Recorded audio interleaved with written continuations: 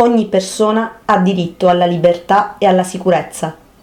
Nessuno può essere privato della libertà. Quando una persona entra illegalmente in un paese, per ragioni di sicurezza nazionale, nei confronti di tale persona possono essere prese delle misure che limitano il diritto alla sua libertà. La nuova procedura Dublino, in vigore dal gennaio 2014, prevede il trattenimento dei richiedenti asilo nel caso in cui essi debbano essere trasferiti nel paese in cui per la prima volta hanno presentato una richiesta di protezione.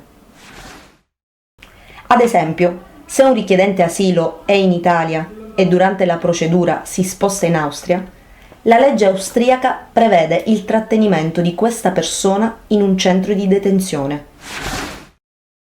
Quando lui o lei entra in un centro di detenzione, devono essere garantiti i seguenti diritti.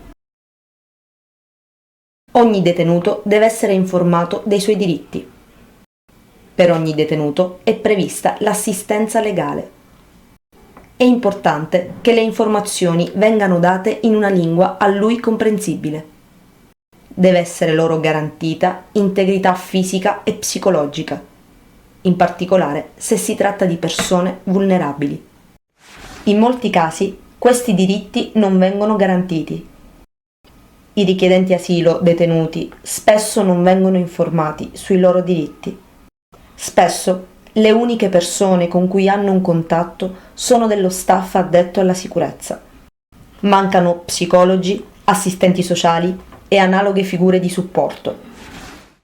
Le uniche persone con cui i detenuti possono parlare sono dei religiosi, cristiani, condizione che esclude le persone di altre confessioni religiose. Nei centri di detenzione l'unica assistenza medica ad essere fornita è quella di base. Ai detenuti con specifici problemi di salute vengono somministrati semplicemente dei calmanti. Non ci sono cure adeguate. Non ci sono unità per particolari patologie. I detenuti sono completamente isolati dalla società e incapaci di progettare il loro futuro. Tutti questi fattori possono generare disturbi fisici e psicologici. Con la direttiva rimpatri, l'Unione Europea ha stabilito che la detenzione deve essere applicata quale ultima possibilità. Questo implica che il personale addetto deve ricercare altre misure. Ad esempio, potrebbe essere un'alternativa alla detenzione l'obbligo per la persona di presentarsi alla polizia per la firma ogni giorno. Purtroppo questo non accade ed il numero di centri di detenzione continua a crescere.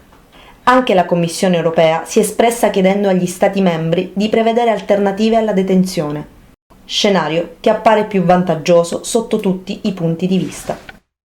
La detenzione è una punizione senza la commissione di un crimine. Il diritto alla libertà e alla sicurezza è ancora un privilegio.